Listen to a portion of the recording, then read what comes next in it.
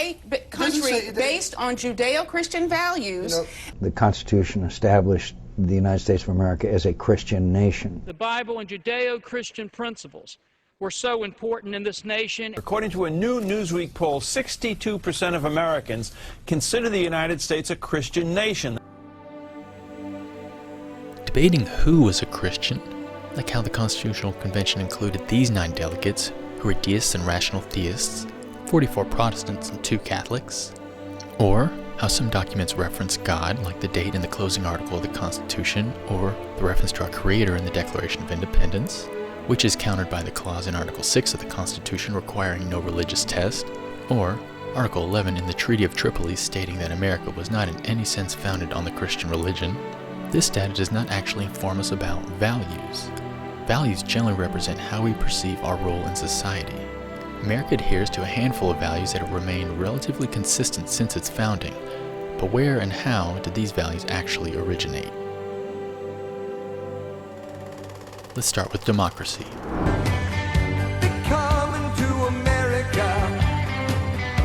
I found an apologetic claim that democracy was conceived in Deuteronomy 1:13. Choose some wise, understanding, and respected men from each of your tribes, and I will appoint them as your leaders. This was supposedly uttered by Moses and documented around 525 BCE. However, from 1079 to 598 BCE, Israel was a monarchy, and continued to be even after they were sacked by the Babylonians. It is virtually undisputed amongst historians that democracy originated with the establishment of the Roman Republic in 508 BCE, who, at the time, were pagans. Next up, capitalism.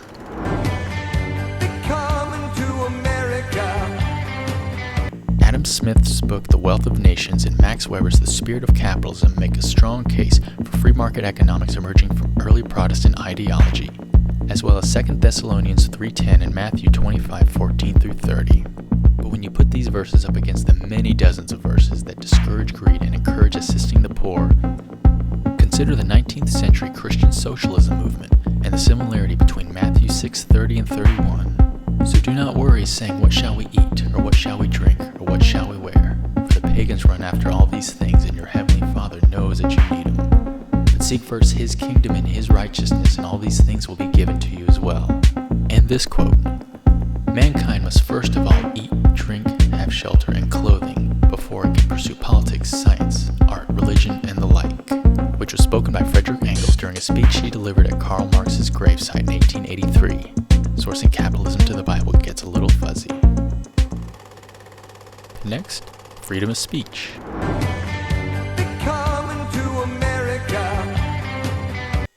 Three words.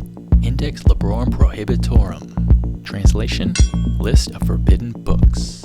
This was established by the Catholic Church in 1559.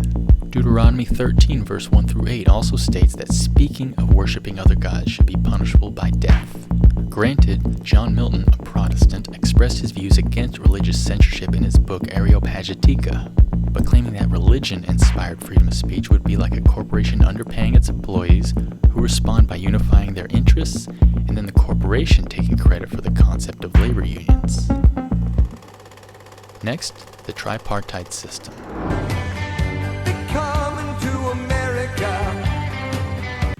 This term references America's system of checks and balances via the 3 branches of government. James Madison, considered to be the father of the Constitution, as well as a deist, read The Spirit of the Laws prior to co-authoring the Constitution.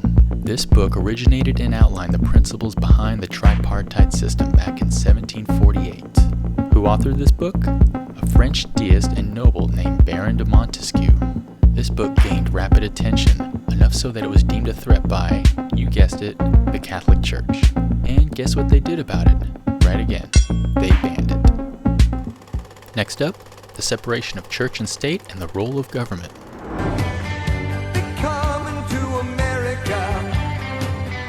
The reason these values are bundled together is because their validity was a topic of debate between 2 Protestants, John Locke and Sir Robert Filmer. In 1680, Filmer authored Patriarcha, which not only criticized democracy, but defended the concept of the divine right of kings, which rejected the authority of the Pope and promoted the monarchy. Locke, on the other hand, authored 2 treaties of government in 1689 as a direct direct rebuttal to Filmer's book. He rejected the divine right of kings, promoted the separation of church and state, and idealized government's duty towards its citizens as the protector of life, liberty, and property. So, which Protestant expressed true Protestant values? The Protestant politicians were essentially divided on these two platforms. But guess who wasn't divided? The Protestant leaders. Martin Luther, founder of Lutheranism and Protestantism in general, and John Calvin, founder of Calvinism, referenced Romans 13:1-7, which declared obedience to civil authority to support their position, and Thomas Cranmer, founder of Anglicanism, who expressed his support for the divine right of kings. These leaders were decidedly fans of Filmer, which meant they were against the values of Locke. These three religious leaders, factoring in the branching that would eventually occur, encompasses over 80% of the Protestant philosophy. Next, the melting pot.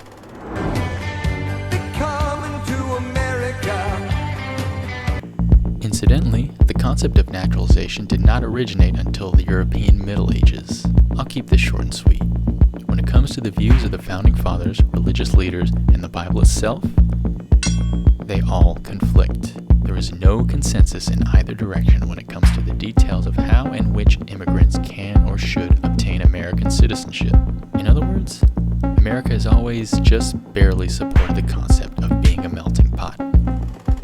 And last, and probably least, truth.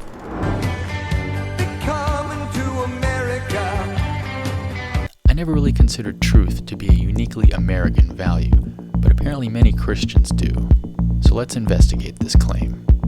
Most of what's behind this is the notion that Christianity reflects an objective truth, as opposed to what knowledge traditionally represents, which is a social consensus of our interpretation of evidence. For this to work, the freedom of an exchange of ideas must be encouraged. Factoring in the list of forbidden books, Christianity immediately fails on this principle. But let's look beyond that for the time being and investigate some specific instances of how Christians have encouraged truth. In 1633, Galileo's claim that the earth revolved around the sun resulted in him being found guilty of heresy and placed on house arrest. There's these guys who were either found guilty of an affair scandal, performing false miracles, tax fraud, or soliciting sex from a prostitute. There's the whole Catholic Church child sex catastrophe and its 11,000 allegations. And then there's the Christian anti-LGBT campaign. For example, there's the Abiding Truth Ministries and American Family Association's claim that Hitler was a homosexual and that the Nazis specifically selected homosexuals to represent the SS because of their brutality. In actuality, during the Holocaust, around 100,000 homosexuals were arrested between 1933 and 1945. 50,000 were officially sentenced, and 4,000 to 10,000 were exterminated in the concentration camps. There's the Christian support for the effectiveness of conversion therapy. In 2012, psychiatrist Robert Spitzer, who asserted some success for conversion therapy, renounced and retracted this study, stating, "I was quite wrong in the conclusions that I made from this study. The study does not provide evidence really that gays can change, and that's quite an admission on my part." Dr. R.S. Shidlow and Dr. Michael Schroeder surveyed 202 participants of conversion therapy and determined that 4% were able to manage their homosexual behavior, while 74% were harmed by the treatment and displayed symptoms of depression, suicidal ideation and attempts, hypervigilance of gender-deviant mannerisms, social isolation, fear of being a child abuser, and poor self-esteem. Let's recap. Is democracy Christian? No. Is capitalism?